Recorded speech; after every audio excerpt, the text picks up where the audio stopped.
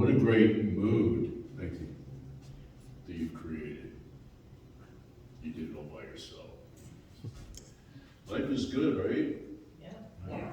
So thanks for having me out here. Way, way out here in the middle of the world. I know it feels the middle of the world to me, but it's home for you guys. It's a beautiful, beautiful place. I love what you've done with the place. So today, I'm talking about you and I as we. You and I as we. You and I as we. What a turn of a phrase that is.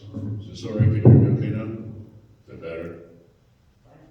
Yes. Reminds me of high school French when I'm trying to conjugate verbs. You and I, we. Does any of this really make sense? How about this one? I am he as you are he, and you are me, and we are all together. Goo goo kachu, right? Ernest Holmes clears this up for us a little bit. He says, we are so one with the whole that what is true of it is true of us. We are one with the unmanifest substance whose business it is to forever take form, and we are one with the law which gives it form. Powerful statement, yeah? What does that even mean? Well, let me break it down for you. We are so one with the whole that what is true for it has to be true for us. We can't be separated from the whole. That's what whole means. All. We are so much as it is, whatever it is, that what is true about it has to be true about us. Okay? We call it infinite. Does that make us infinite? Yes. We call it eternal. Does that make us eternal? Yes. We call it love. Does that mean we are love? Yes. I love the way A Course in Miracles says, it suggests that the opposite of love is fear, but that what is complete and total can have no opposite. There can't be any fear, there can't be any lack. All there is, really is all there is, and we are as that whole thing is. Second half of this quote, we are one with the unmanifest substance. Teaching simple, right? Right. The top of that is mind. That mind is unmanifest substance. It's like stuff. You know what? It's ideas for the taking. People hear things in different ways. We're all individuals. So we all hear whatever it is that Spirit does to talk to us. That's the beauty about individuality. I play music. I don't play White Feathers kind of music. So even though we're both musicians, we hear our own message from Source, as each of you do. Whatever that message is, it's your message.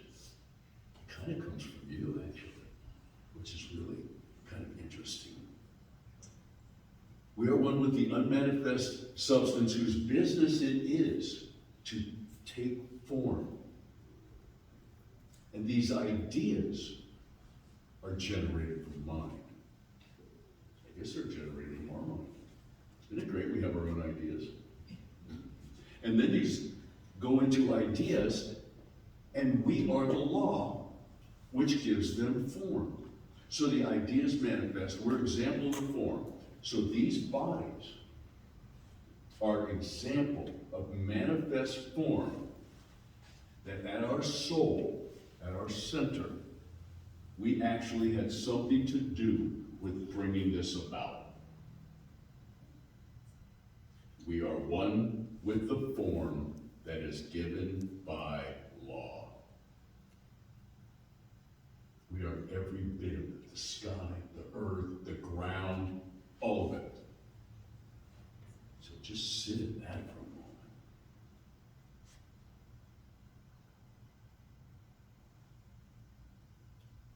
Is that a lot to take in?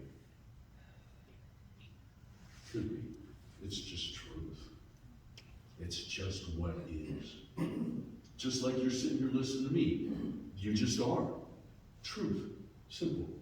When we take it down to simplicity, that's exactly what it is. You each have a life. Your own life, your individual lives. And that's also just what is. Simple, plain fact. Truth. And as we believe this about ourselves and about our relationship with the universe, the more and more we get to accept this as just fact. Simple. We are one with all that is. Simple. How's that feel? Good. Good. Great.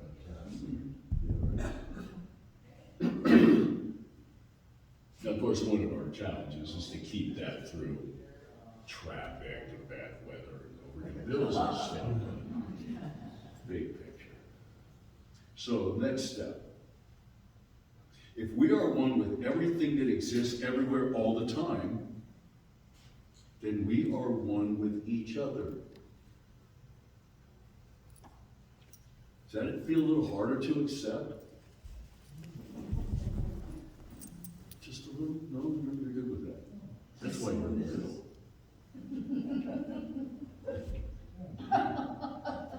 So we're going to touch a little bit on that part of it today. Physically, we're separate. I can see you, you can see me. We have our own little spaces here in the world, you know. Sometimes 2 or 3 people try to fit into the same space. That ain't going to happen. This is my space. You can stand over there. But we have our own perspectives. Your world looks like your world. My world looks like my world. We see it through our eyes. We see it through our filters. We see it through our perspectives. I can't be part of your awareness. You can't be part of mine. That's part of being human, actually. It's part of the beautiful part of being human. One of the theories of mind is that we are here in this form so that spirit can experience itself.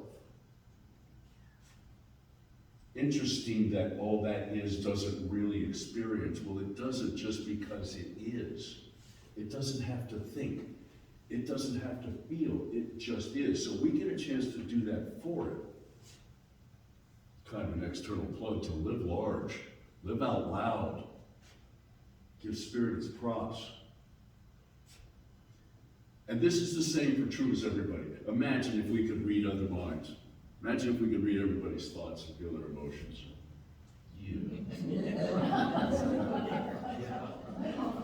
That's what science fiction and nightmares are made out of. It's hard enough making sense of our own stuff. Imagine trying to make sense of everything else. And there are some folks who actually have overabundance of empathy. They actually do feel other people's thoughts, maybe a little bit telepathic. And I would think that to be able to do that, that's a real special kind of connection. And people that I know, I've got friends who are like that, sometimes they have a problem turning that off. And that's the human part of us.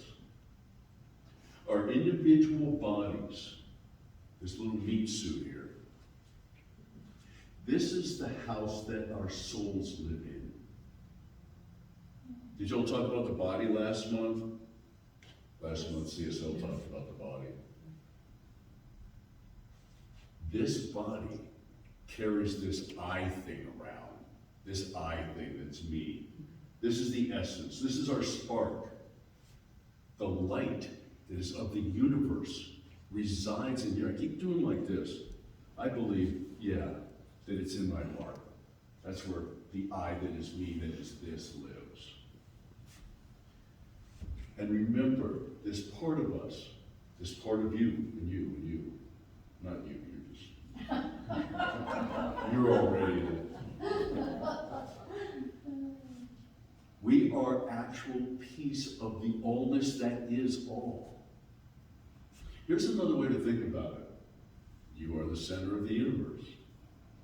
You are the center of the universe. Everything, I know scientifically, you've seen these things, everything revolves around its own space, right? Everything has its own energy. We are our own energy, therefore we are the center of our own universe. The universe actually does revolve around you. You already knew that, right? Yeah. If you just get my kids to sign on to that one. So how do we accomplish I, you, we? I, you, we. That could be one word. It could be a little bit of a daunting task. If you really want to take this thing on, I admit, it could be a little challenging. But we're up for a challenge, yeah? Yeah. There you go. So I'd like to suggest that we start by understanding ourselves and other people. And you look quiet, right? Okay, so understanding other people can be easier. We'll start there. You don't want to get too close. The simplest way, really, is to communicate. And unless you're an empath, or unless you're telepathic, we have to use language. And language, by the very nature of it, is limited and can be misleading. But I meant that, but that's not what I heard. So we're going to touch on this a little bit. There's this guy, Mark Nepo. Everyone know Mark Nepo? He says there's 7,000 ways to listen. I've counted listening closely, intentionally, listening without judgment. 6,997 left to go. But I think really what he's talking about is that there's 7,000 languages on the planet. And about, about, I guess 1,500 to 2,000 of them are pretty soon to become extinct within the next 100 years. With the increasing homogenization of our language, among other things, one might think that this would be easier, or make it easier for people to communicate. But just because we understand the words doesn't mean that we understand what's behind them. We still need to listen, and not just with our ears, but with our minds and with our hearts. Our minds open the door to our hearts. And again, this is where you and I are we. Following Mark Nepo's lead, I've identified a couple of other languages. Seems lately we've been exposed to languages of hate. Languages of aggression, both passive and otherwise. Condescending languages, languages meant to control others or have powers. It seems to me, and it may have a lot to do with the anonymity of the internet, but there's a lot of these languages proliferating. And I don't know if there's more hate, anger in the world right now, or if we're just more aware of it. And I believe that the more we are aware of something, the more that we can do something about it, whatever that is. On the more lighter side, the more positive, more upbeat side, there are languages of love, compassion, trust, support, understanding, and lots more that come from the heart. These languages engender connection and lead to respect. They don't get as much press, but I know they're out there. So wouldn't it be nice if we spoke more often with those languages? And it doesn't even really matter what the words are. It's an uplifting energy that we experience when one is coming from a place where these languages, these love languages are spoken, or more accurately, where they're transmitted and they're felt. We just know. And I believe this is the groundwork for you and I becoming we. I think it's interesting how we communicate with each other. A big difference has to do with sexes. You know, women are from Venus, men are from Mars, that kind of thing. Women can generally talk to each other for hours about anything, everything, nothing. It just continues to blow me away. A couple of friends of mine showed up to a show last week. They're hanging out, they've traveled the world together, they're in church together, they teach together. They talk for 4 hours non-stop. What do y'all have to talk about? I don't know. Guys, we're a little different breed. We talk to each other, it just looks different. See that? That's a whole conversation right there. Right? Hey, what's up? Not much, how you doing? Doing good, you? Yeah, getting right along. Good to hear. All right, we'll talk to you later. Cool. That's all you need. We got this. So far, we've touched on speaking languages, we talked languages of hate, languages of love. There's another one. The language we use when we talk to ourselves. That's a whole nother ballgame. You all familiar with the chatterer? The one who won't leave you alone. Some people call it the roommate, who judges.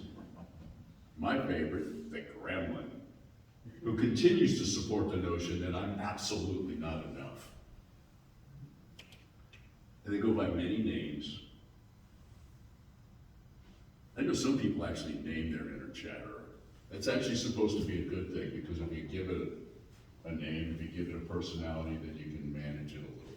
George, later. And I'm gonna guess I'm probably not the only one who, in moments of frustration, might have said something to me that I wouldn't say to my friends. Why do we let ourselves get away with stuff like that? How can we do that? Aren't we supposed to love our neighbors as ourselves? And if we don't love ourselves, I think that we might be onto some answers on that one. If we don't love ourselves, how can we possibly love our neighbors?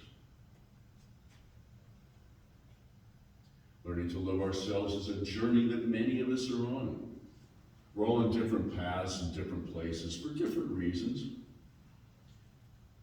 If anybody wants to talk more about this in depth, not like now, but later, I love the conversation, and I'm open. Call me, text me. We can go out back and sit in the trailer. There you go. Opening up to another goes a really long way towards understanding how close the I is to we. So today, I'm going to focus a little bit on how our human selves can get along better with other human selves. I've learned that paying attention to someone else shines a light, like a mirror, on me, allowing me to understand me more, which helps me to understand you. See, so when I understand me, I understand you. When you understand you, you understand me. That's how a lot of that works. Most of us, maybe not us, but you know, other people, when they participate in conversations, they're very focused on what they have to say. You ever do that? I want you to hear what I have to say. So much so that you don't necessarily hear what's being said to you. I've actually found myself, and this is a good thing because I did some work on this, I found myself forgetting what I was going to say because I was actually listening. Must not have been that important in the first place. There's a prayer of St. Francis, the guy from the ZZ, which I think is down the road. Right. Where's that place? Is there a place here that has ZZYZX? The ZZ is right next to that. And it's a beautiful song too, by the way. Wow, one of those really touching tunes. Grant that I may not so much seek to be understood as to understand. Let me say that again. Grant that I may not so much seek to be understood as to understand. Let me get you first. That was 12th century sometime. Stephen Covey updated that in the 1980s with his 7 Habits book. Seek first to understand and then to be understood. Habit number 5 if you're keeping score. And then I ran across this sign that I think sums up a lot of our conversations personally, completely. I know that you understand, I know you believe you understand what you think I said, but I'm not sure you realize that what you heard is really what I meant. That always takes a minute. People want to be heard. We really do. And yes, the universe does revolve around us. Yes. And that's where everything starts. And we also really do want to connect. And we really want to be connected to. We were talking earlier about introverts and people who really like their own space. But even those kind of people, and I've been one of them, we like to connect. It's very, very important. We're here to connect because we are as one at our heart, in our soul. We are all one. So now we're hearing all these little pieces. And all we really want to do is get that feeling, get that knowing of the oneness in real form here. And part of being open, part of connecting, part of that communication has to do with trust. It's at the bottom of Maslow's hierarchy of needs. You've seen that one? Trust and safety. And then I think at the top is chocolate.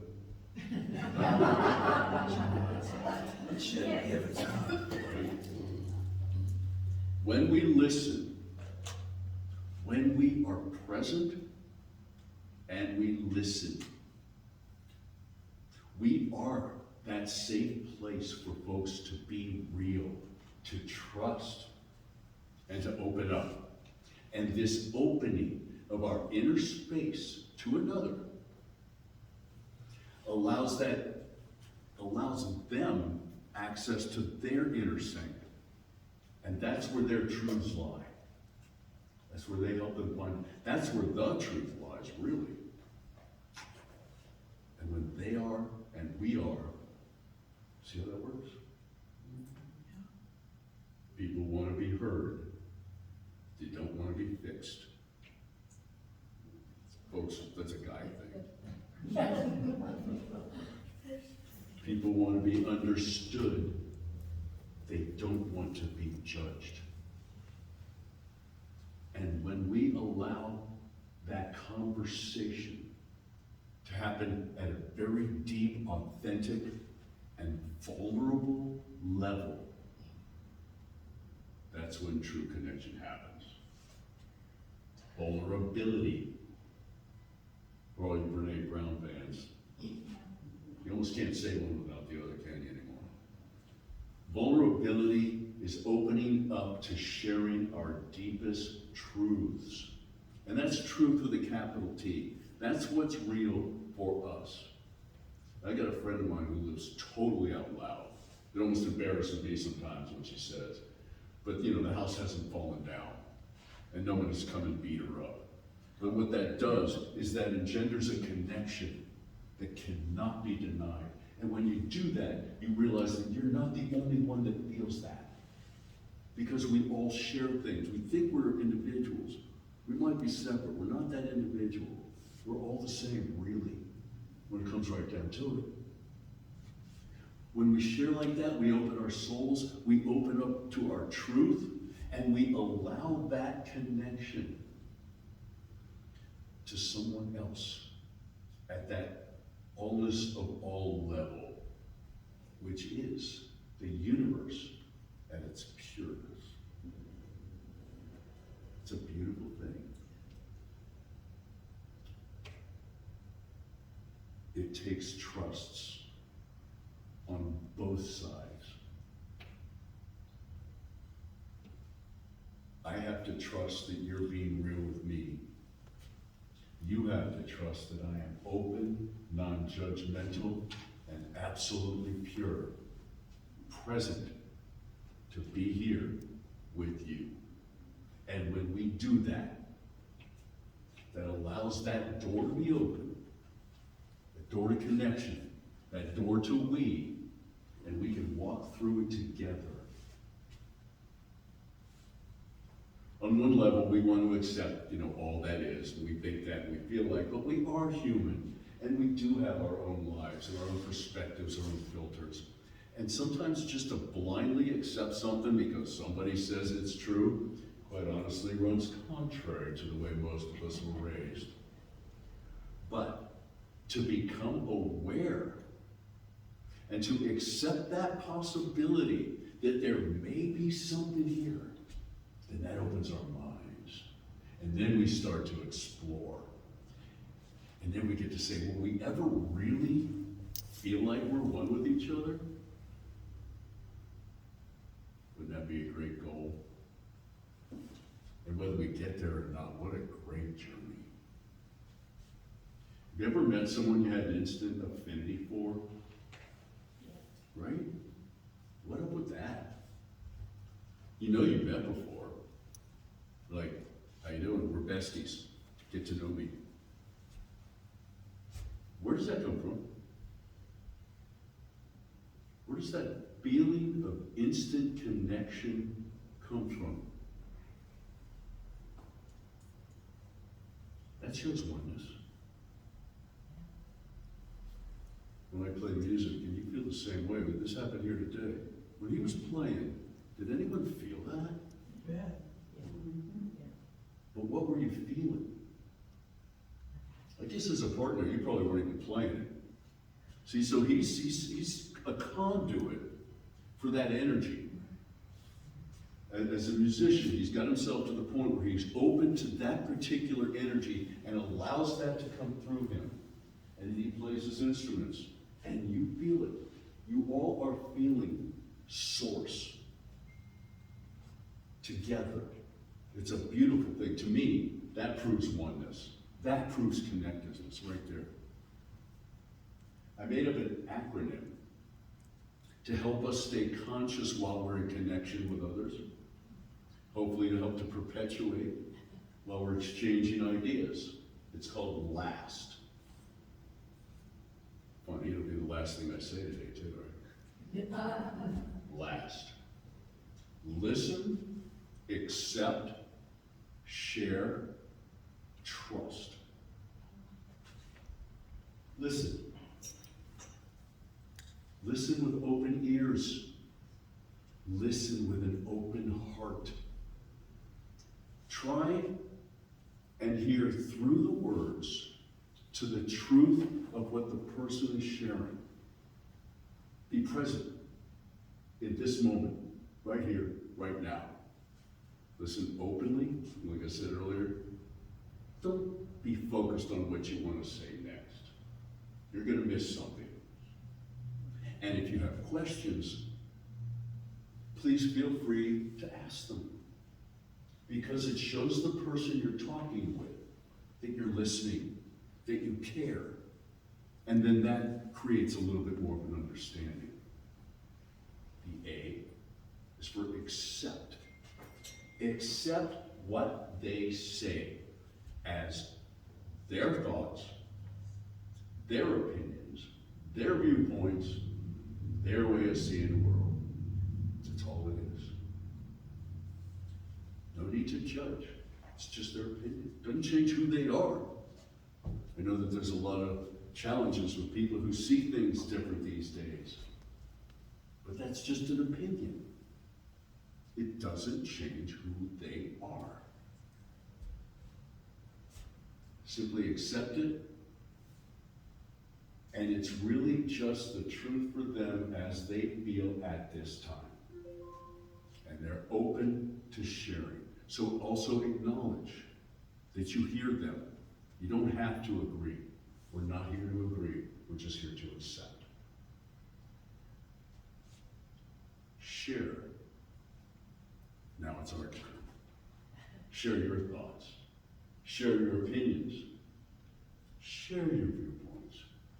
And stay on the subject. We don't need to attack each other. These are ideas. And when you're sharing, you don't try to convince or coerce. Just communicate, converse. Speak simply, without energy, without attacking, without judging. You gave them a chance to easily, honestly share their point. Let's do the exact same thing. No big deal. Speak in the first person, and then trust in the knowing that whatever we're talking about, it's all God. This is just stuff. I said, this is just stuff. Trust that what we see, what we think, and what we hear is our interpretation of their thoughts now. Did you know there's 3 sides to every story? There's your side, there's my side, and there's actually what happened. The truth. Trust that the truth is at the core of everything. Even if you can't see it, maybe, just maybe, if you pay attention, you can feel it. This is one way we can actively work together to bridge the gap between humans. We celebrate driving over the Ortega. What a beautiful ride that is. And you know what? All the trees are different. They're not the same. We go out to see these gardens. They're different. We celebrate the beauty and the glorious gardens when there are all these different flowers. There's tall ones and red ones and green ones. There's dirt. And they're all sharing the soil beautifully. They're all sharing the air. They're all sharing the sun. And that's the way we are. Look around the room here. We're all different on the outside, but on the inside, we're all here. But honor the differences. Yes, we're different. I'm going to hang out with white feather. No one would be able to have a problem telling us apart, I bet. But we get along because we're brothers. And where it counts, there's honor, there's respect. And what's different is how we look and act in the world. But I think what we strive for is to see past the differences, honor them, absolutely. People have different it's what makes this place a great place to hang out. But maybe not look past them, okay? But see them. It makes the people who we're looking at. See them and seek to understand. Accept the differences. Because that's what makes our garden such a beautiful, alive, and vibrant place. Know that we are the gardeners that tend the soil. We nurture the plants. We're the plants. And do what we need to do to make the physical world feel like the metaphysical world we're all part of. That universal oneness. And these are the activities that will take you and I and create that we. And so it is.